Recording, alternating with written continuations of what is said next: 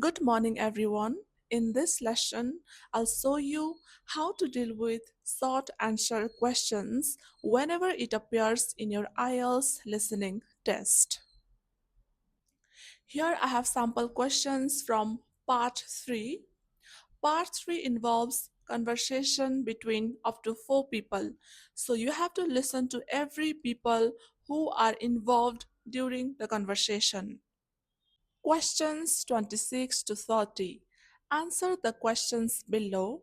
Write no more than 3 words and or a number for each answer. Pay attention to the instructions here. If you write more than 3 words and or a number, then your answer will be marked incorrect. Question number 26. How did the students do their practical sessions? So the question is asking you how, a kind of method or a kind of way. For example, it can be through discussions, something like that. And one thing, keep it in your mind that the speakers might not use the same words. They can paraphrase or use synonyms. So be alert. Question number 27. In the second semester, how often did Kira work in a hospital? The question is asking a time period, a time frequency. For example, once a month, something like that. Question number 28. How much full time work did Kira do during the year? So the question is again asking you time period. For example, a month, 3 months, 3 weeks, something like that. Question number 29. Having completed the year, how does Kira feel? Well, Kira is a human being. She can feel anything at the end of the year. She can feel anxious, excited, worried, happy, or anything. So, whatever is the feeling is gonna be the correct answer. Okay? Question number 30. In addition to the language, what do overseas students need to become familiar with? So you don't or you should not write the word that is in the questions. It will never repeat. Okay, listen to me again. Whatever the word are in the questions, it will never match the answer.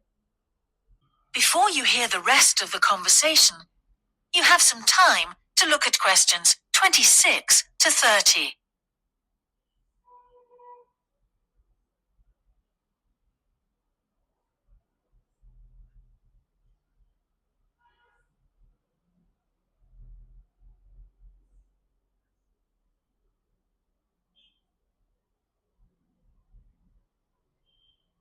Now listen and answer questions 26 to 30.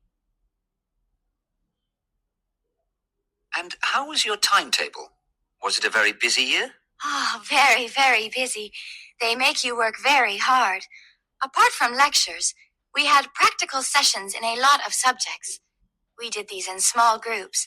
I had to go and work 4 hours every week in a community pharmacy. Actually, I enjoyed this very much, meeting new people all the time. Then in second semester, we had to get experience in hospital dispensaries. So every second day we went to one of the big hospitals and worked there. And on top of all that, we had our assignments, which took me a lot of time. Oh, I nearly forgot. Between first and second semesters, we had to work full-time for 2 weeks in a hospital. That does sound a very heavy year. So, are you pleased now that you did it? Do you feel some sense of achievement? Yeah, I do feel much more confident, which I suppose is the most important thing. And have you got any recommendations for people who are studying from overseas? Well, I suppose they need very good English. It would be much better if they spent more time learning English before they enter the university, because you can be in big trouble if you don't understand what people are saying and you haven't got time to translate. Anything else? Well, as I said before, the biggest problem for me was lack of familiarity with the education system here.